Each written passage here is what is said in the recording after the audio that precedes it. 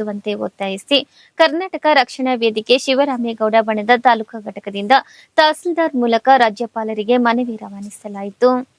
College ಆವರಣದಲ್ಲಿ ಹಾಡು ಹಗಲೇ ವಿದ್ಯಾರ್ಥಿನಿಯನ್ನು ಬರ್ಬರವಾಗಿ ಫಯಾಜ್ ಎನ್ನುವಾತ ಕೊಲೆ ಮಾಡಿರುವುದರಿಂದ ವಿದ್ಯಾರ್ಥಿ ಸಮುದಾಯದಲ್ಲಿ ಭಯದ ವಾತಾವರಣ ಮೂಡಿದೆ.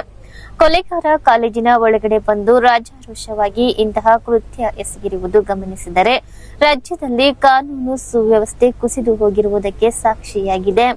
ಈ ಘಟನೆಯಿಂದ ರಾಜ್ಯದ ವಿದ್ಯಾರ್ಥಿ ಸಮುದಾಯ ಭಯಭೀತಗೊಂಡಿದೆ.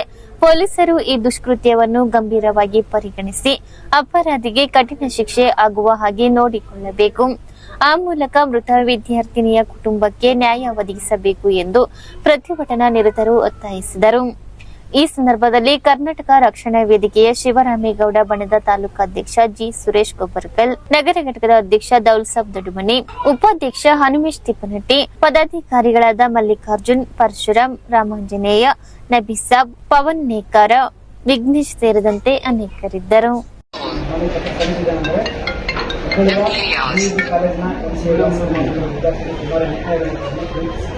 ಪ್ರೀತಿಯ ಸಾಕಷ್ಟು ಭೀಕರವಾದ ಅರ್ಥ ಮಾಡಿದ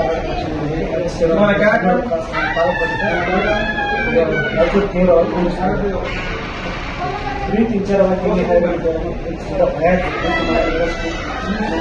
ನಿರಾಕರಿಸುವುದಕ್ಕಾಗಿ ಮುಂದಾಗಿ ಕಾಲೇಜಿನಲ್ಲಿ ಚಾಕ್ರಿಯಿಂದ 9 ಬಾರಿ ಕೊಲೆ ಮಾಡುವುದು ಇಡೀ ಸಮಾಜಕ್ಕೆ ತಲುಪಿಸುವ ಸಂಗತಿಯಾಗಿದೆ. ಈ ಘಟನೆಯಿಂದಾಗಿ ಶಾಲೆ ಕಾಲೇಜುಗಳ ವಿದ್ಯಾರ್ಥಿಗಳು ಆತಂಕಗಳಾಗಿದ್ದಾರೆ. ದೇಶದ ಕಾನೂನಿನ ಮೇಲೆ ಗೌರವ, ಪ್ರೀತಿ, ಭಯ, ಪ್ರೀತಿಯಿಲ್ಲದೆ ಆರೋಗ್ಯ ಭಯದಂತಹ ತಾಲೂಕಿನ ಕೆ ಹೊಸಳ್ಳಿಯ ಡೇರೆದ ನಾಗಲಿಂಗೇಶ್ವರ ಜಾತ್ರಾ ಮಹೋತ್ಸವ ಅದ್ದೂರಿಯಾಗಿ ಜರುಗಿತು. ಬೆಳಗ್ಗೆಯಿಂದ ಸಂಜೆಯವರೆಗೂ ವಿವಿಧ ಧಾರ್ಮಿಕ ಕಾರ್ಯಕ್ರಮಗಳು ಜರುಗಿದವು.